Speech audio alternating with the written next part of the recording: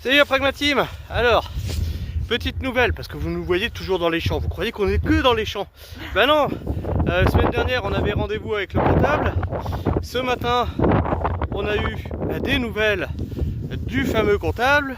Il lui manquait donc les 2 mois novembre-décembre pour finaliser la compta. Et les nouvelles sont très bonnes. Alors, pour mes petits haters qui pensaient que ah ben sa boîte elle va couler, il sait pas gérer une entreprise, ben, même le comptable est surpris pour une entreprise de maraîchage en 3e année.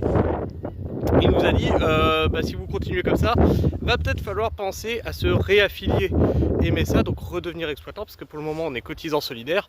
Alors actuellement c'est non parce que entre le CA et le bénéfice il y a des choses qui vont pas, sachant que, je vous ferai le bilan, hein, ça c'est prévu, il y a une vidéo, on va vous faire le détail, sachant que on a commencé sans matériel.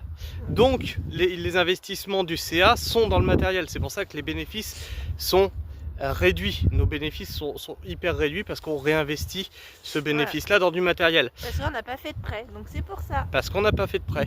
Mais au vu du chiffre d'affaires, le comptable il a dit en fait votre entreprise est clairement dans les chiffres d'affaires d'une entreprise de maraîchage de 3 ans. Et il prend pas en compte le fait qu'on est sur une toute petite surface. Donc ça se passe plutôt bien. Sabrina est plutôt contente, plutôt ravie, puisque on est à 95% de nos objectifs, même si aujourd'hui on est dans la moyenne. Nous on visait un tout petit peu plus haut, ce qu'on arrive bientôt. Donc pour l'année prochaine on monte encore un peu plus la barre pour augmenter ce chiffre d'affaires là. Et puis au fur et à mesure on augmentera ça. En tout cas niveau comptable tout se passe bien. Le comptable est ravi, donc les experts en expertise des réseaux qui nous disent que on fait de la merde. Et puis malgré des inconvénients des fois qu'on a, le temps et tout ça. Tu fais bien de le préciser. Effectivement, en plus, se rappeler que cette année a été une année de merde. Hein, au niveau de temps, on a pris de la grêle, de la flotte, du froid, on a tout pris. Et malgré tout, on fait encore mieux que l'année dernière et on est dans les moyennes.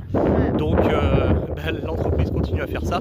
Et très certainement que on a eu à demander 2024 le RSA, 2025 on n'aura plus à le demander parce que voilà, ça aurait été juste les quelques mois de transition.